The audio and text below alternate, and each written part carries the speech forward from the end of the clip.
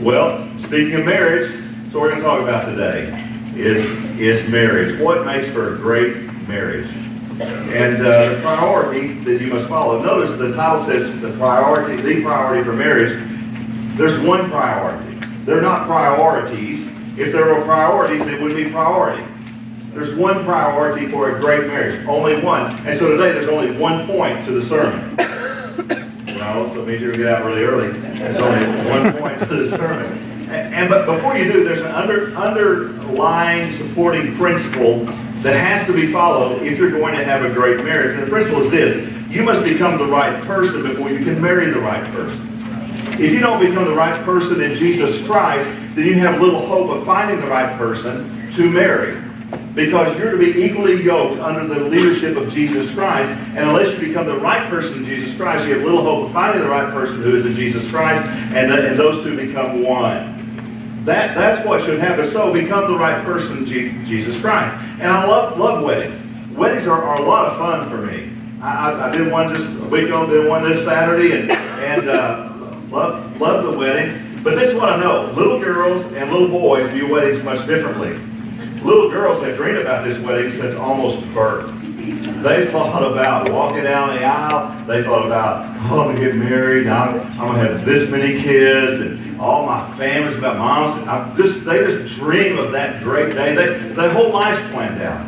Little girls dream about the wedding day. Little boys, they dream about the wedding night. That's what they dream about. And that's all I'm going to say about that. I can say a whole lot, but I'm just going to say that right there. And you know what I mean. Well, there's a statement that I hear a lot. And I meet with a lot of couples about marriage and about how their marriage are thriving, or maybe they're struggling. And they say this a lot: Kerry, we have a marriage problem. Let me just correct that. You don't have a marriage problem. There is no such thing as a marriage problem. Marriages don't have problems. God created marriage. Marriage is perfect. Marriages don't have problems because marriage, under God's design, is absolutely perfect. People don't have marriage problems. Marriages have people problems. You see, we're the ones that are messed up. We're a fallen people.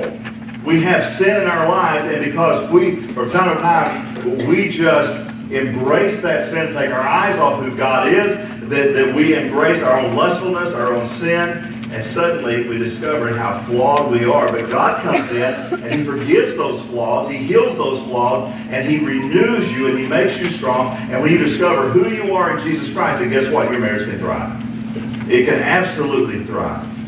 So today I want us to dream about what it means to have a great marriage. Because the moment you get married, you kind of step across the line from living for me to living for we. And there's a big difference. And it's not something that happens instantly. You know, this girl I married, this summer we will be married 35 years, okay? When we got married, I thought, man, this is going to be great. I discovered she's weird. She does stuff like take my razor and shave her legs. Yeah. And then it just rips off your face when you go. And she got mad at me because, I didn't know how it worked. I mean, when I take a shower, you take off your underwear, you jump in the shower, you leave your underwear on the floor. They always got put in the dirty clothes, always got washed, put back. I thought it just happened. Then we went on a marriage retreat, and I discovered it didn't just happen. She told everybody. And she was mad about it. I mean, she was mad about it. I can't say this in the next service because she'll be here. But you always tell her. You always do. Anyway, there's those it's that process. It's a learning process. God designed marriage not for the purpose of procreation. God designed the marriage to teach you about God. You see, it's a learning that I take off self. I put on Christ, I live for someone else. Her needs are more important than my needs. I put her before myself because I take on Christ, and now I'm living for someone else. And here's what happens when you get married. It is one man plus one woman plus one God equals one. 1 plus 1 plus 1 equals 1. Because let's just read what Paul had to say about this in Ephesians 5. He said in Ephesians 5, verse 31 and 32, "For this reason, a man will leave his father and mother and be united with his wife, and the two will become one flesh." This is a profound mystery. But I'm talking about Christ and the church. To become one. Two people give their hearts and their lives for Jesus Christ. They seek to live for His glory. They seek to live for His purpose, not their own. They come and commit their hearts to Jesus Christ. They come before and stand before a minister of the gospel of Jesus Christ, maybe in a church or something like that, and they unite their hearts, and the Bible says they become one. And Paul is showing us how that happens. And if you back up a few verses, he makes it a little more clear. In verse 25 of the same chapter, he says, "Husbands, love your wives just as Christ loved the church and gave himself up for her." Now hear that, man. Husbands, love your wives just as Christ loved the church and gave himself up for her. So I have a question for you. Simple question. Did Jesus give his life up because the church was meeting all his needs? Nope. Not a chance. Absolutely not. You see, God who is love, and his love is not conditional upon you meeting all his needs. Your spouse, and your love for her, or your love for him is not conditional on them meeting all your needs. God is the one who meets your needs. God is the one who gives you the love. It starts there. You know, Romans 5:8 says, "But God demonstrates his own love for us in this, while we were still sinners, Christ died for us." Died for you. God loves you. It's not based on whether you make him happy. God loves you for one reason: to make you holy. God loves you to make you holy, to set you apart, that you live differently from this world. Because the world doesn't believe that. The world doesn't live by that standard. Great book called Sacred Marriage. If you haven't read it, you probably should. Sacred Marriage, written by Gary Thomas. He said this: "What if God designed marriage to make us holy more than to make us happy?" And the moment I say holy, we have this view of some religious person who looks down their nose on everybody else because they are so spiritual, they're so spiritually minded, they're no earthly good. And you know what I mean? They're just everything they talk with a holy aura. It's not God, it's God. You know, I mean, they just that's what you kind of picture, and that's not it at all. God said you're to live differently from this world. Holy literally means to be set apart for the purposes of God. And when you come and unite with another person, this one man with one woman is united together for life. It is for the purposes of lifting up God, of showing how much God loves you. And because he loves you so much, you can love someone else. And yet every movie, every sitcom kicks against that. Because every movie, every sitcom presents a view of marriage that says, I am to be married because that person is here to make me happy. No. That's wrong. That's dead wrong. When you try to build a marriage according to society's standards, you're always looking for the right person. It's chemistry is what we call it. You're kind of looking for the chemistry of it all. And because you do that, you start looking for love, as the song says, in all the wrong places. You look for love in all the wrong places. Consequently, divorce rate skyrockets. Because this person's not making me happy anymore. So now I need a different person who will make me happy.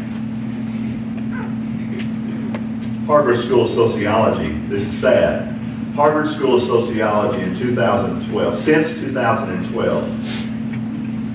2012, Harvard School of Sociology said that 2 out of every 3 divorces in the United States had the word Facebook somewhere in the divorce documents. 2 out of 3.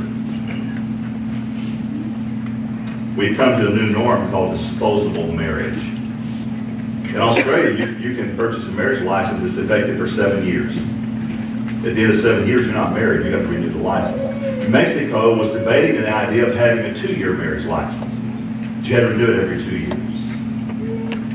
Disposable marriage. You see that there's one priority that you have for a great marriage. Are you ready? Here's the one point. It's really difficult. 1 point. Here it is. You ready? Love God. That's it. Love God. Love God. Pretty simple, isn't it? Love God. You put him first in all things. You love God. And because we need to fill the time, I'm going to flesh this out for you, okay? Because you don't want to leave this early. I'm sure I'm glad you say amen. Love God. The clearest expression of our love for Him is how we love one another. And how we express love to one another. And we'll say that we love them, but in how we live our lives, we absolutely destroy the framework of love because we're selfish people. We're sinful people. And we'll do things that destroy that framework of love. And we've redefined love so much that we no longer reflect godly kind of love, but it reflects fallen humanity. Love is more lust than it is love today. By society's standard. In fact, the way that we love reflects either our worship or our idolatry. But it reflects one of the two. So we can say this, isn't it easier to fall in love than it is to stay in love? You know, I heard a preacher say, to fall in love, it takes a pulse. To stay in love, it takes a plan. There's a lot of wisdom in that. There's a lot of wisdom in that. And so Jesus kind of draws this proverbial line in the sand, and he says this to the people in John chapter, where did it go? John chapter 13, verse 34. He says, "A new command I give to you, love one another." And if he just stopped there, when he said, "A new command I give to you," everybody kind of leaned in and said, "Oh man, lay it on me, Jesus, because man, I want my life to be better." Come on, love one another. Really? That's all you got? You should have studied your sermon a little harder. When Moses said that, you ripped that off from him. We know that all of our lives. Really? That's all you got? Love one another? That's it? Jesus knew something about our view of love. He knew that just like you and I, just the way that we think, that they were falling into love. And Jesus comes and he brings us back to what love really is. And he redefines love, and he says he changes love from a noun to a verb. Love now becomes a verb. You see, love is not a feeling. Love is not a feeling, even though it produces a feeling, but so does late night pizza. Produces a feeling. Amen? Yeah.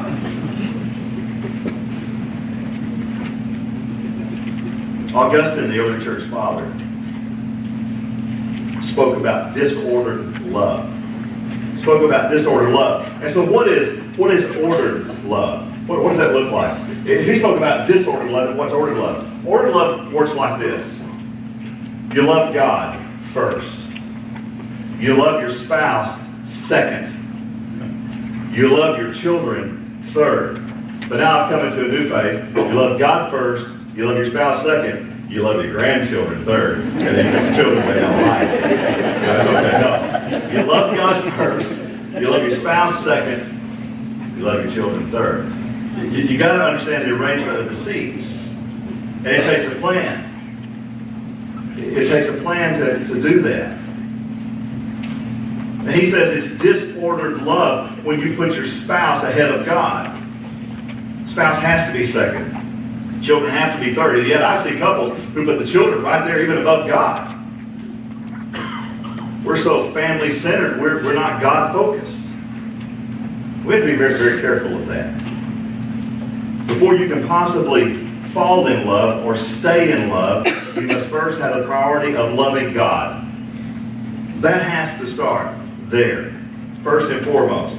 No relationship will ever be healthy apart from a healthy relationship with God. It becomes a manipulative relationship if it's not focused on God first. Always does. Before you can pour out true love, before you can pour out love, I must receive love from God. He's the one who fills me. And I can love my job, love my hobbies, love my children, love my wife, but if I love any of that more than I love God, then suddenly everything gets strained. And when my love is disordered, suddenly I expect my wife to provide for me only what God can provide. God is the one who fills you with his love, not your spouse. God is the one who does that. Why? Because 1 John 4:8 says God is love. You know, last year Lori and I read through the Bible together, through the YouVersion app. And you know, for the life of me, nowhere in the Bible have I ever read Carrie is love. I can't find that anywhere in the Bible. God is love. Not so much me, not so much Lori. We're flawed. God's the one. Loving God is a verb. It's an action. You do it intentionally, strategically, in community, with accountability. But you make a plan. Love God. The second thing that I noticed is you love God. It's easier to take love than it is to give love. And there's lots of people that take love from you. And so you have to understand what depletion means. Are you in connection with a living God who is constantly pouring his love into you, and you're receiving that love, and then when people withdraw love from you, it's constantly being filled by God, and so you don't run into depletion?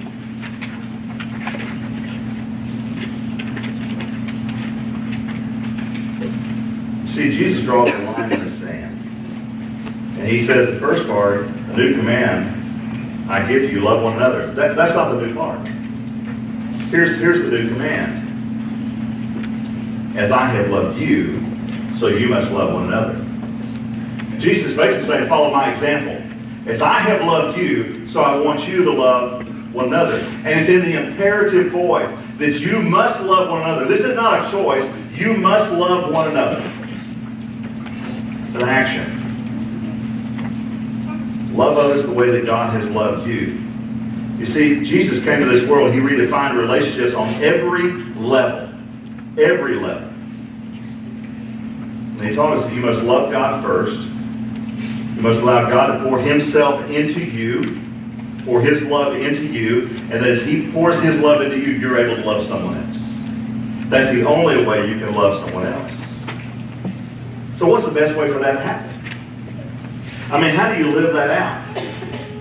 How do you really live that out? As I think about that, I think one of the best ways for you to show love to one another is to pray for one another. Pray for one another. Pray for my wife. The more I pray for my wife, I've discovered something. The more I pray for her, the more I love her. The more I do.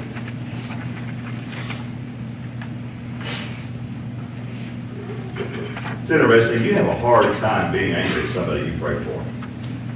It's really tough. You know why? Because I'll go to God and say, God, she's wrong. You need to fix that. You need to fix all of that. Take care of it. And God will say, yeah, you know what? She's wrong, but you're going about it wrong, which makes you wrong.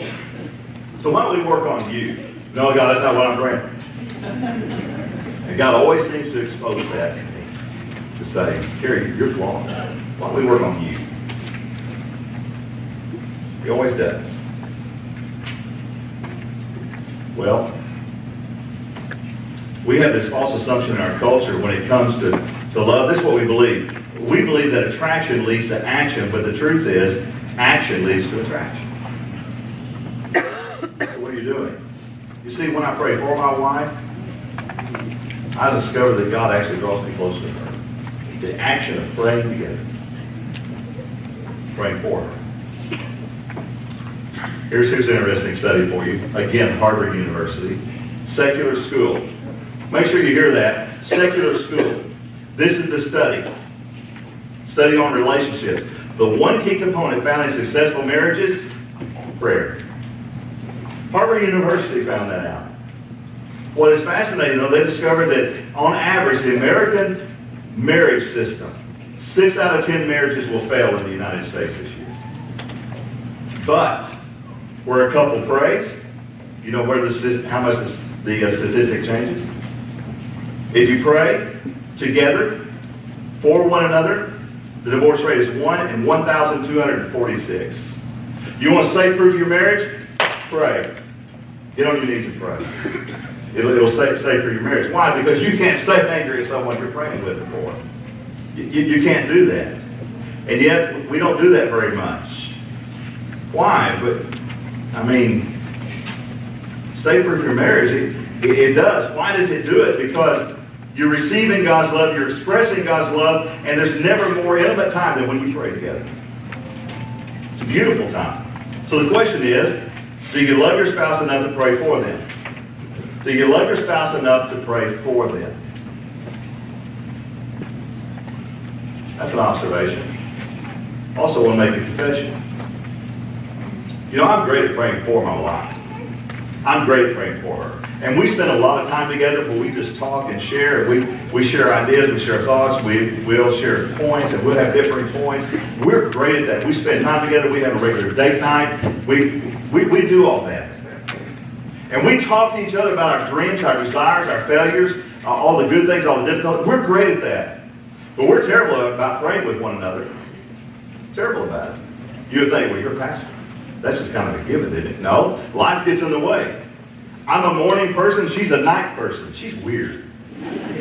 I'm a morning person. I get up, I'm ready to go. She gets up, she's ready to bite my head off. Anybody married to somebody that's just opposite? Yeah, don't say amen. You'll pay for it. Trust me.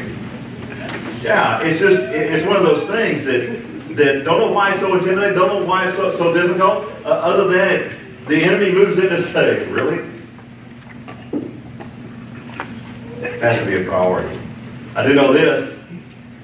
When we do pray together, it seems to be those times that are crisis, those times that are great dreams, that God's expanding, God's working. And when we do pray together, man, it's never more an intimate time, never more a loving time. It is a deepening time when we pray together. So I challenge you, pray with your spouse. Pray with your spouse. You challenge you to see love as a verb, not as a noun. That it's an action that you have to be held accountable to. It takes a plan, it takes a system. It's not just blind love. You have to be determined to do this, and it begins with loving God. So that's the one point for the day. Successful marriages begin by loving God. In fact, successful relationships begin by loving God. As a pastor, I have a front row seat to a lot of relationships. I have a front row seat to a lot of great relationships and a lot of very strained relationships. And this is what I know. This is what I observe. Growing relationships are filled with growing people. But when you become stagnant in your relationship with God, guess what? Your marriage becomes stressed. Your relationship, dating, engaged, married, becomes stressed. Growing people are in growing relationships are filled with growing people. So, marriage is a reflection of the gospel of Jesus Christ. It is a reflection of how God loves you. So today, I encourage you, receive God's love. Love Him and see how it revolutionizes your relationship. Pray with me.